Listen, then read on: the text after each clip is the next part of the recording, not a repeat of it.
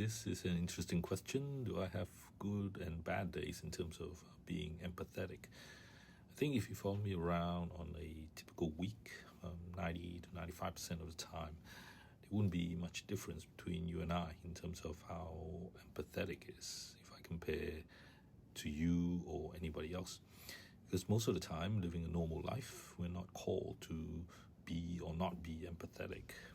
Even if you're in a profession like that involves high emotional engagement, like nursing or being a psychologist, the moments you're triggered to invoke emotions should be very low. Most of the time, if it should be routine work where we're doing the same tasks or using our cognitive brain to decide on actions instead of needing to be or not be empathetic. So having said that though, as a human being, I come to realize I'm not usually defined by those standard 90% of my life that emotional levels are very low.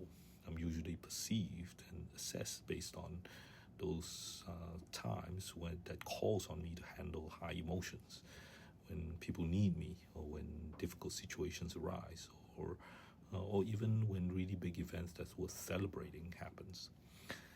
What I try to do is to put myself in situations where I have the best chance to respond in an empathetic way. And that means that I remain in good health, so my body is regulated. That means I surround myself with people or be in situations where empathy is useful to the people and the situation around me, and it can make a difference.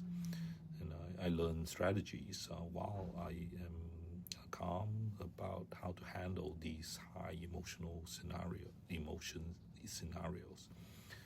So I wouldn't say I have higher or lower levels of empathy than anyone else, but I think I consciously put myself in more situations to be able to be empathetic than other people. So that isn't a straightforward answer to you, but I hope it gives you an insight.